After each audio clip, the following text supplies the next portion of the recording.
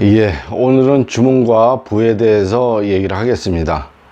물론 불교에도 주문이 있죠. 뭐 주문이라고 해서 도교의 전유물은 아니지만 불교의 주문은 전부 인도말 버머로 되어 있죠.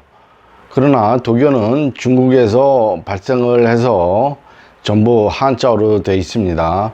물론 그 근원을 따지면 우리나라 삼일신고에는 유불선이 다 있습니다.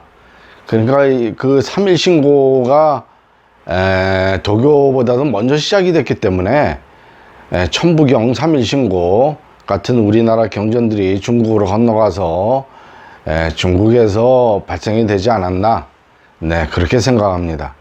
물론 주역도 우리나라 천부경이 주역보다 더 앞선 경전이에요. 그렇기 때문에 우리나라 주역을 모태로 해서 주역이 또 발생한 것이고, 네, 그렇습니다. 자, 불교에도 주문이 있고 도교에도 주문이 있지만 도교의 어떤 전유물이라고 할 수가 있어요. 그 다음에 우리나라는 이제 도교가 없기 때문에 도교에 대한 자료가 이제 거의 없어요.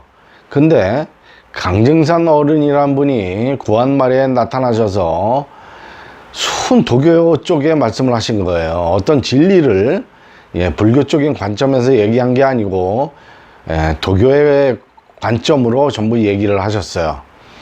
이분은 도교 쪽으로 대각을 이루신 어른입니다.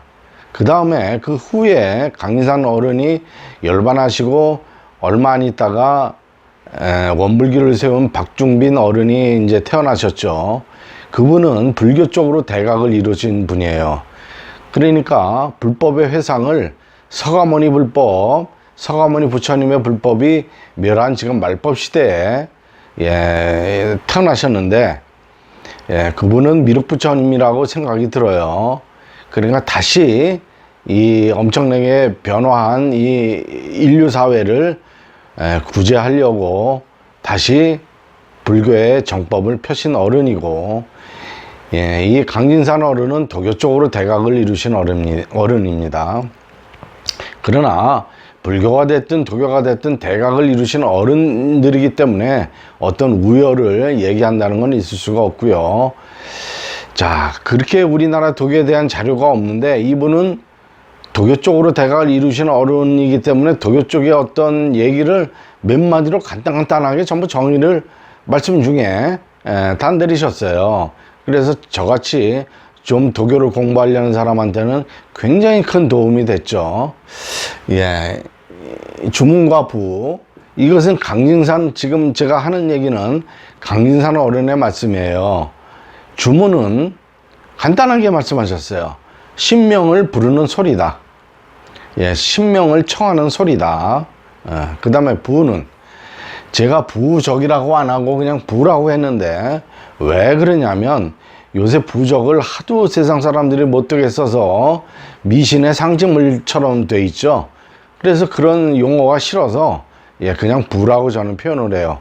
물론 중국적으로 표현을 하면 부전이라고 할 수도 있는데 저는 그냥 부로 이제 표현을 합니다.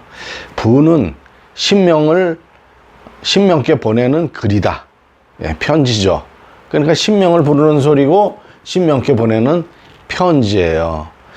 그러니까 저렇게 주문을 하고 부를 그려서 태우고 하면 신명께서 감응을 한다는 얘기죠. 그러니까 왜 신명을 부르고 왜 신명을 청하느냐, 그렇다면 그러니까 그것도 강진산 어른이 뭐라고 말씀하셨냐면 일은 사람이 한다고 하지만 신명과 같이 일을 하면 훨씬 쉽다. 이렇게 또 간단하게 말씀하셨어요. 이 천지간에는 우리 눈에는 보이지 않아서 그렇지, 물론 공부를 잘해서 영안이 열리게 되면 신명을 다 볼 수 있지만 우리 같은 보통 사람들은 볼 수가 없죠. 이 천지간에는 신명으로 꽉 차 있다. 신명이 안 하는 일이 없다. 이렇게 말씀하셨어요. 네, 그러니까 제가 육효점을 보고 있죠. 육효점을 보는 것도 제가 산가치를 내 손으로 뽑긴 뽑지만 신명께서 응기에서 이거를 뽑아준단 말이죠. 그러니까 괴가 바로 나오는 것이지, 어떻게 이거를 사람이 신명께서 응하시질 않고 사람이 우연으로 이렇게 뽑는다고 이게 맞을 수가 없는 거죠. 그렇기 때문에 신명께서 안 하는 일이 없다. 그렇기 때문에 일은 사람이 한다고 하지만 신명과 같이 일을 하면 쉽다, 이런 말씀을 하셨습니다. 그러니까 도를 닦아나갈 때도 신명과 같이 높으신 신명을 청해서 같이 도를 닦아나가면 굉장히 수월하게 좀 나갈 수가 있겠죠. 그러나 또 이런 말씀을 하셨어요. 신명 속에서 살려고 한다면, 정말 이렇게 신명을 청하고 이렇게 자꾸 그러면 신명 속에 살게 되는 거죠. 신명 속에서 살게 된다면 마음을 독하게 먹어야 된다. 대나무와 같이 아주 곱게 먹어야 된다. 독하게 먹어야 된다. 또 이런 말씀도 하셨어요.